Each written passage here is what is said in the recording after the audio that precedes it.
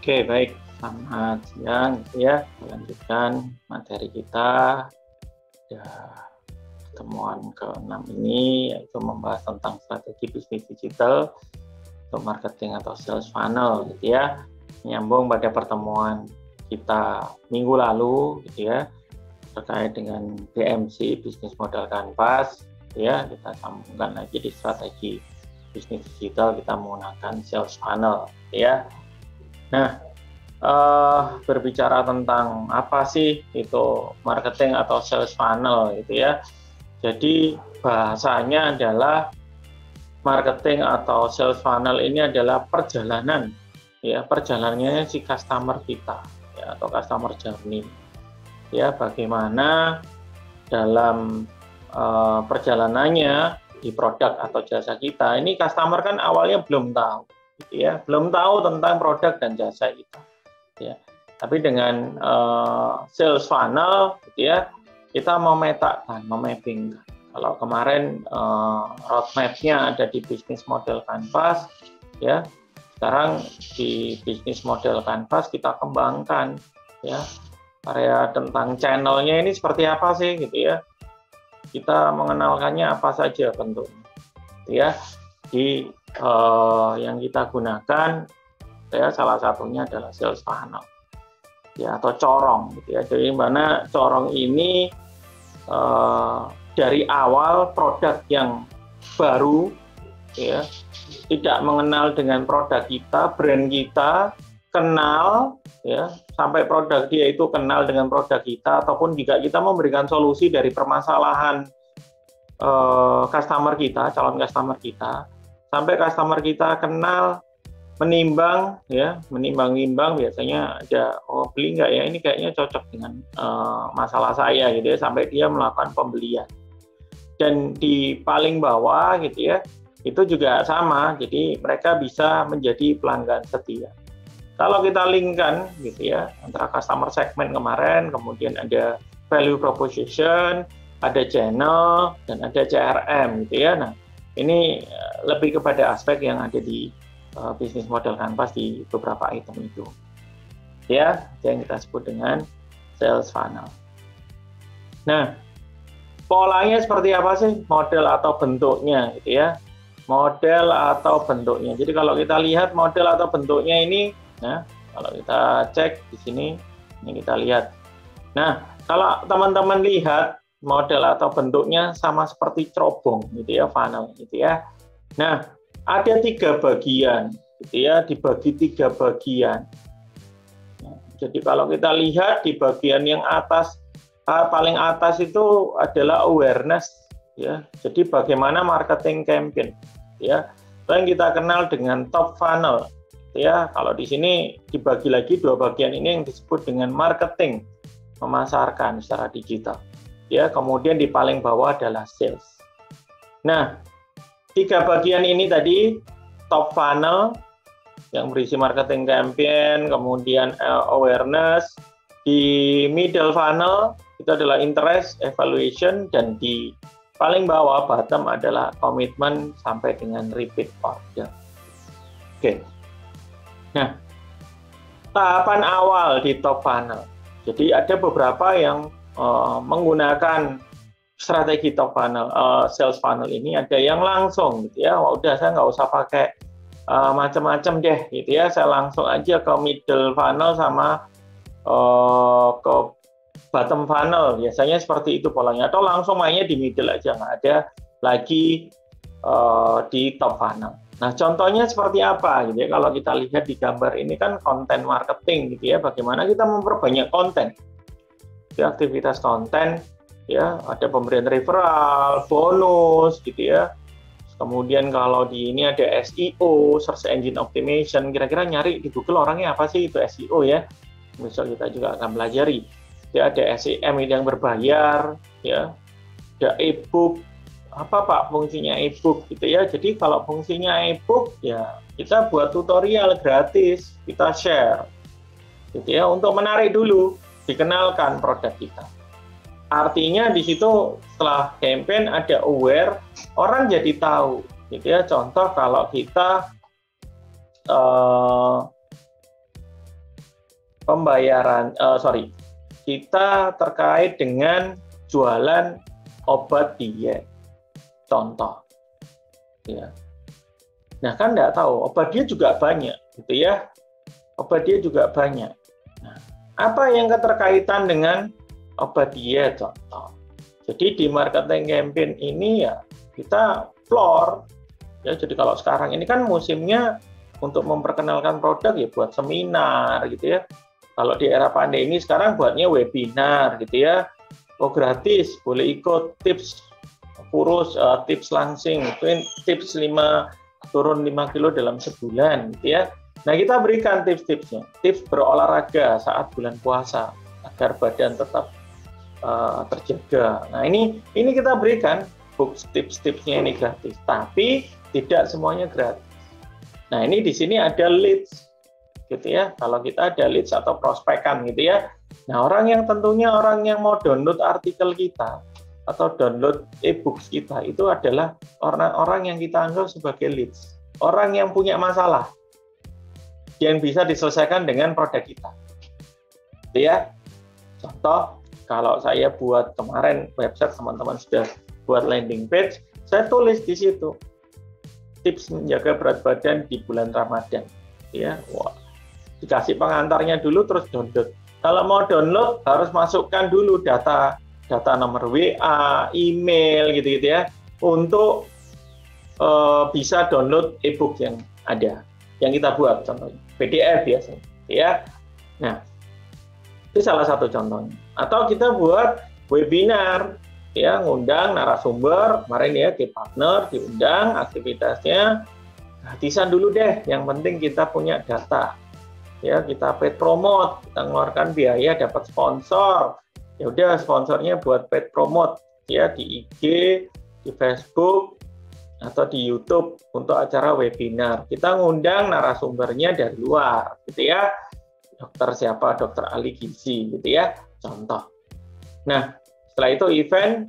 Nah, setiap orang yang mau daftar ikut webinar kita itu kan mereka ada form pendaftaran registrasi.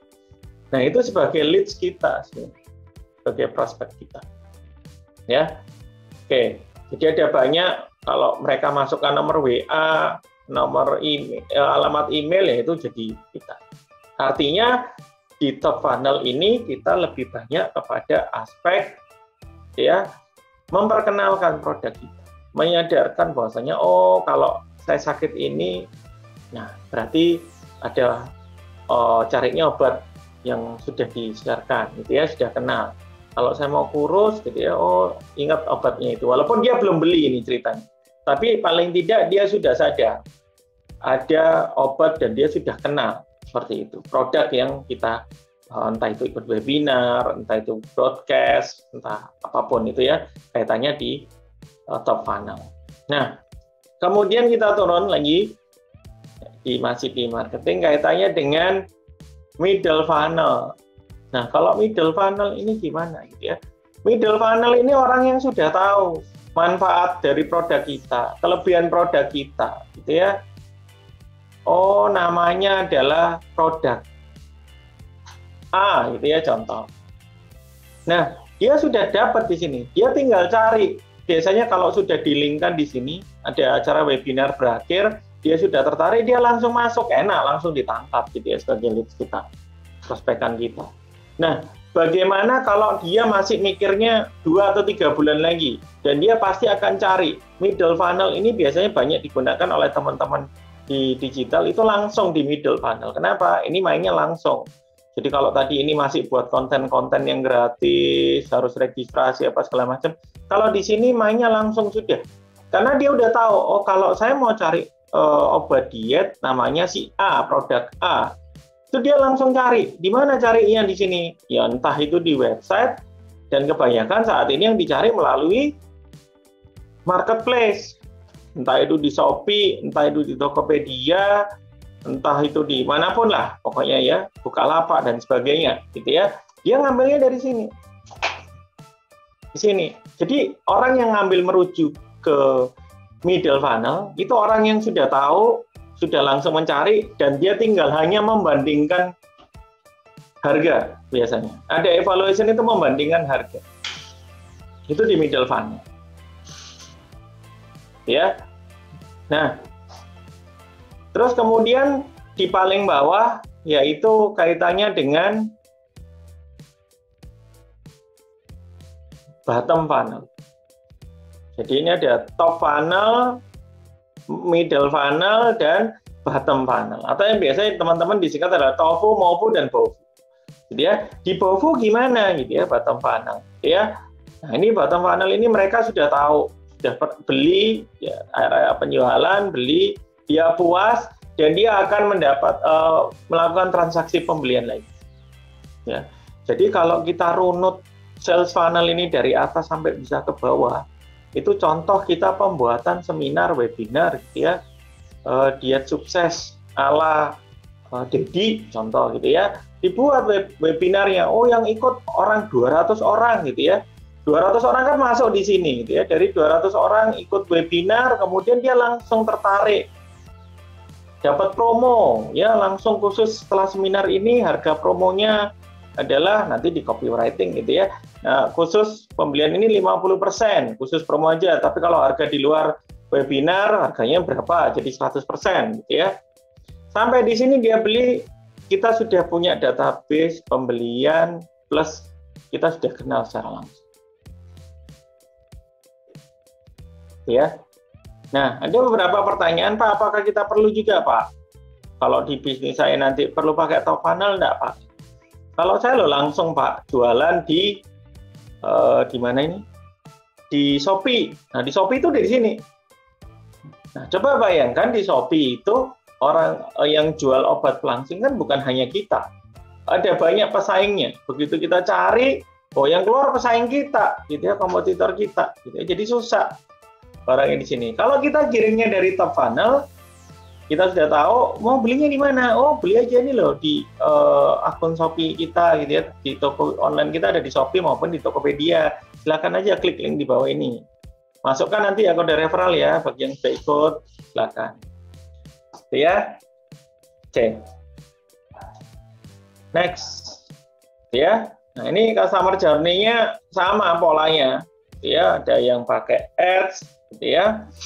Kemudian ini yang sama seperti yang saya jelaskan tadi, dia pakai awareness-nya bisa online ads, email, pay per click, social ads, ya, IG katanya, website, YouTube, sosial media. Ya, consideration, email kita akuisisi lagi gitu ya, onboarding, sudah melakukan pendekatan, customer portal, webinar, service, sampai dengan loyal.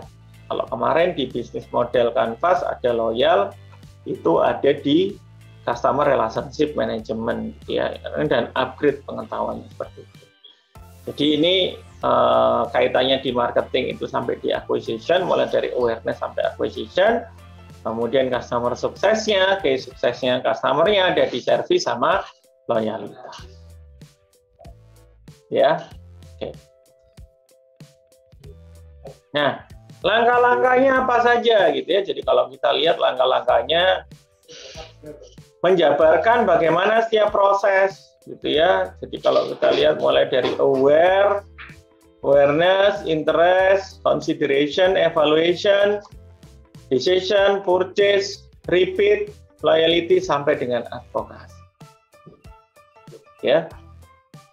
Jadi ini tahapan demi tahapannya di sales funnel ini benar-benar. Jadi bagaimana tahu dulu, suka, ya, menimbang, melakukan evaluasi, keputusan membeli, beli lagi, sampai dia udah puas, dia jadi loyalis ke kita.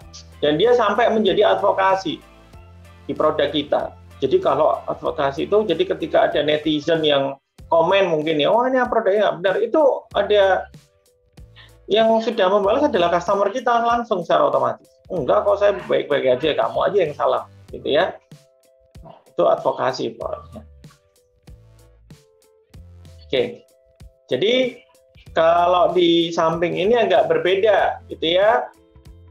Jadi di atasnya membentuk corong sempit, ada trial and demo gitu ya. Kemudian disambung dengan corong lebar, repeat customer and evaluator gitu ya di bawah ini.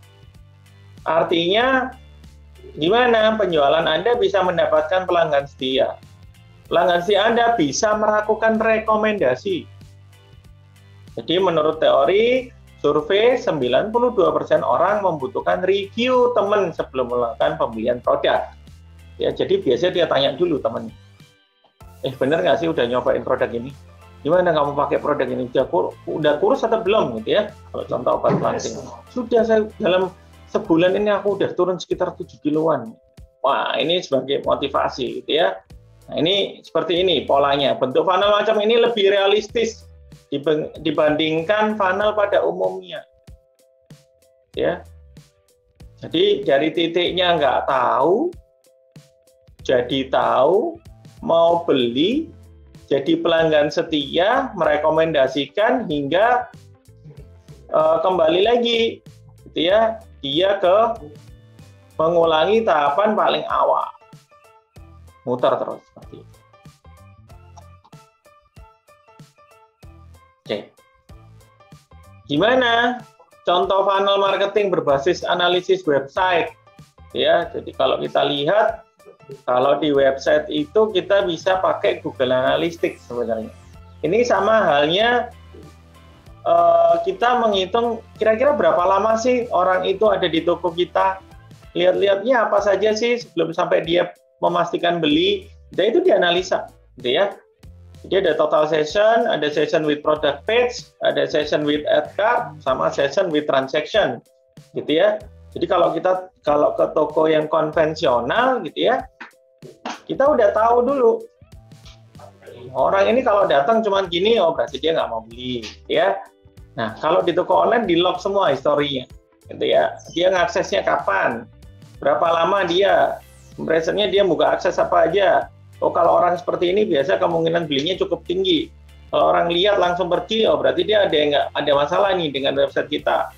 Terlalu lambat kah, diakses kah, atau kesulitan apa, atau dia hanya kesasar saja, gitu ya. Itu kita bisa analisis di datanya. Nah ini ya langkah-langkahnya di marketing funnel atau sales funnel. Jadi orang nggak tahu jalan, gitu ya, sampai dia kenal. Sampai dia menjadi pelanggan setia, ya.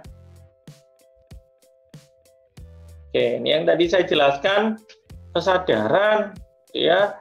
Dia harus sadar dulu bahwasanya ada produk. Jadi kalau beli obat pelangsing ya si A. Kalau mau apa lagi ya produk sabun gitu ya, kita udah ada aware, gitu ya.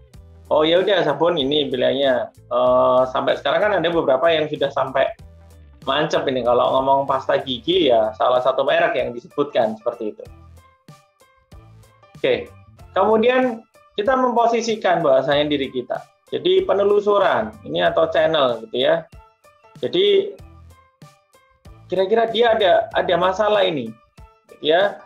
Jadi ketika dia ini ceritanya adalah bermain di YouTube gitu ya, tutor profesional, dia cari gitu ya, kira-kira di mana sih saya bisa menghubungi, gitu ya, saya bisa nyari informasi lebih lanjutnya di mana. Jadi setelah kita kasih buku tips dan trik tadi, kita ini bisa menghubungi lagi kemana? Jadi akan penelusuran atau discovery. Pada tahapan ini dia sudah mulai serius, gitu ya. Jadi mempertimbangkan produk kita. Ya, jadi kalau kita ngomong, oh ya ini produk kita ini cocok ini, saya harus dapatkan ini produk ini, ya. Jadi ketika dia ini nggak perlu lagi ngomong lagi atau pakai CTA istilahnya, call to action, dia langsung proses beli. Ya, dia sudah permintaannya cukup tinggi. Nah ini melakukan proses pembelian. Jadi ya ini nanti kalau di pembelian ini ya kita berikan promo-promo biasanya. Jadi kalau dia nego, ya dapat promo apa, dia dapat bonus apa. Biasanya kan pelanggan paling suka kalau ada promo, ya. Ya sebanyak 93% orang mengenal bisnis dari promo yang ditawarkan. Ya salah satu yang kemarin paling banyak 12, ya 11, ya 22 atau apa, itu ya adalah salah satu promo. Akhirnya orang tahu, oh kenal, gitu ya. Menerapkan promo dan diskon sebagai strategi marketing, gitu ya. Ini peringatan hari tertentu, tanggal cantik atau momen awal bulan. Nah, jangan lupa gitu ya. Biasanya kalau kita di dalam satu